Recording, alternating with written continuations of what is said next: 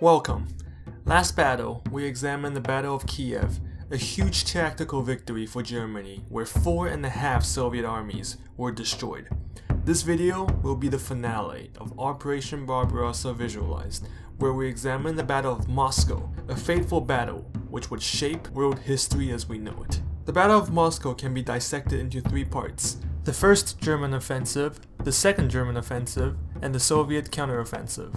Operation Barbarossa officially ended on December 5th, therefore I will only briefly cover the Soviet counteroffensive following the German offensive.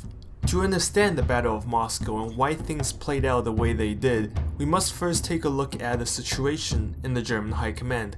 On July 19th, 1941, Hitler issued Führer Directive 33, where he ordered the drive onto Moscow to be stopped, and 2 panzer armies from Army Group Center that was supposed to push onto Moscow instead be sent north and south to Leningrad and Kiev.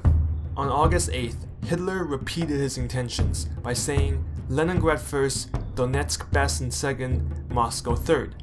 It is important to understand that Hitler saw Moscow as a secondary objective. He believed that Russia can only be defeated by destroying their manpower and industrial capability. Most German generals disagree with Hitler's views and believe that taking Moscow will be the decisive victory needed to win the war. Hitler was a Führer after all, and his words overruled anyone else's.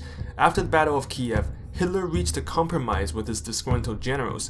The 3rd and 4th Panzer armies would stop pushing towards Leningrad, and the 2nd Panzer Army would stop pushing towards the Donetsk Basin and prepare themselves for an attack onto Moscow, codenamed Operation Typhoon.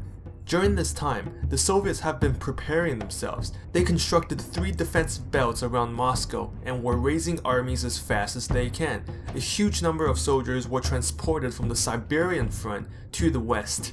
Taking a look at the numbers at the start of Operation Typhoon, upwards of 2 million German soldiers participated in this battle. They were only able to muster 1,000 tanks and 550 aircraft for this operation. That is a seriously low number if you compare that with the number of tanks and aircraft the Germans had at the onset of Operation Barbarossa. The German units at this point are seriously weakened and morale is very low. They have been fighting far from home for more than 3 months without any breaks. German logistical problems were growing as they advanced further into Soviet territory. Fuel shortages were prevalent even before the start of Operation Typhoon. Winter clothing were not producing large enough numbers. All these issues would add up and make the operation a lot more difficult than it already was. On the Soviet side, there were 15 armies at the start of the battle. In total, they had about 1.4 million men. The Soviets continued the build-up of their forces throughout the battle and would eventually outnumber the Germans. They had only 1,000 tanks and 1,000 aircraft at the start, but Soviet industrial capability would greatly increase these numbers. The Soviets also experienced shortages of supplies, but not as much as the Germans. The German plan of attack was to perform the usual pincer movement, surrounding Moscow from the north and south. This is what the map looked like on October 1st, 1941. In the middle, the 3rd and 4th Panzer armies perform a classical pincer movement and results in the encirclement of 4 entire Soviet armies. The 4th Infantry Army moves forward and together they begin squeezing the pocket. Within 10 days, the pocket was liquidated, and just like that, another 4 Soviet armies were destroyed. The Battle of Vyazma was another major engagement, but mostly forgotten in history books. At the same time, a collaborative push between the 2nd Panzer Army and the 2nd Infantry Army would trap another 3 Soviet armies. Fortunately for the Soviets, the famous Russian Rasputitsa was setting in. Roads were turned into muddy quagmires, and this seriously hampered the performance of German panzers. The 3 Soviet armies were able to retreat intact but suffered serious losses. Up north and down south, the German 6th and 9th Infantry armies made steady progress against the Russian defenders, but no encirclement happened. In just 10 days of fighting, the Russians lost about 130,000 men in the Bryansk pocket and about 400,000 men in the Vyazma pocket. The Germans took 35 to 40,000 casualties during this period of fighting, and that includes killed, wounded, missing, and captured. The Soviets literally just lost another 40% of their manpower on the entire Western Front. But that's okay. because what do you do when the Germans destroy 4 of your armies? That's right, you simply form new ones. The Soviet 5th, 16th, 43rd, and 49th armies joined the fight. Really interesting story for you guys. One Soviet soldier who fought in the Bryansk pocket goes by the name of Mikhail Kalashnikov. Does Kalashnikov sound familiar to any of you? That's right, he was the inventor of the AK-47. Kalashnikov was wounded fighting in the Bryansk pocket as a T-34 tank commander. During his recovery, he would have flashbacks to the Battle of Bryansk and became obsessed with creating a weapon that would drive the Germans from his homeland. And his vision will go on to become the most prolific weapon of all time. Back home in Germany, civilian morale was at an all-time high after the initial success in the Battle of Moscow. People were expecting the men to return home before Christmas. Back at the front lines, the day is now October 13th. The Soviets re-established themselves at the Mozhaysk defensive line. The Germans were surprised, since they have literally just destroyed 4 Soviet armies at Vyazma. Suddenly, they feel like they were facing a completely new front. The Germans launched their attack again.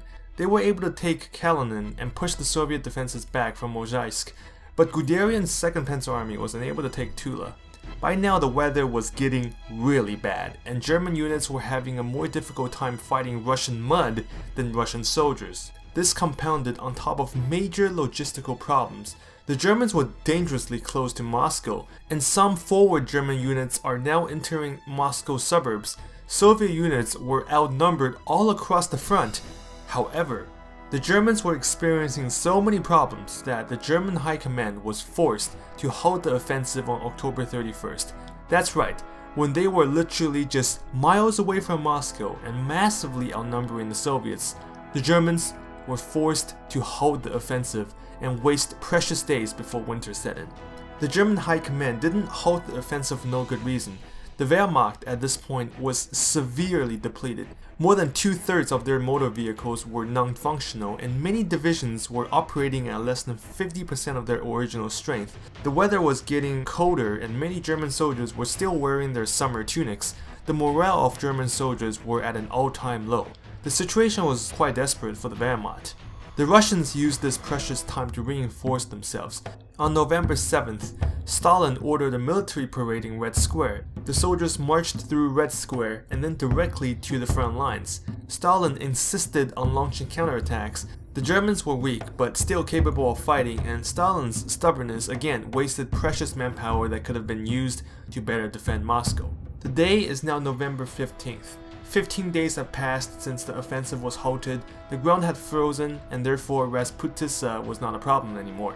51 German divisions geared up for the final assault onto Moscow. The plan stayed the same. The 3rd and 4th Panzer armies were pushed north of Moscow, while the 2nd Panzer Army would bypass Tula and link up with them east of Moscow. The Germans knew they were running out of time, and their attacks were launched in desperate fashions. German soldiers were now used liberally in attacks, resulting in heavy German casualties. Same case with the Soviets, who were launching desperate counterattacks wherever they can to stem the German offensive. The Soviets were successful, and German panzer units were pushing forward at a snail's pace. Guderian's 2nd Panzer Army was especially unsuccessful. They were never able to take Tula, which exposed their flanks to violent Soviet counterattacks. The temperature was becoming insanely cold, getting as cold as -45 degrees Celsius or -49 degrees Fahrenheit. More than 130,000 cases of frostbite were reported amongst German soldiers. Realizing the pincer attack was not working, the German command decided to launch a direct offensive from west of Moscow. Determined Soviet resistance and the cold resulted in a very slow German advance. On December 2nd, a German reconnaissance battalion reached a small town called Khimki, which was just 18 miles away from the Kremlin. German soldiers can see the outline of Moscow with their binoculars. Victory was so close for the Germans, yet so far. Repeated Soviet counterattacks, major German logistical problems, and the cold forced the German High Command to officially end the German offensive on December 5th, 1941, marking the end of Operation Barbarossa. I'm going to put a stop to the video right here. In the next video, I will briefly go over the Soviet counteroffensive and conclude this video series. See you next time.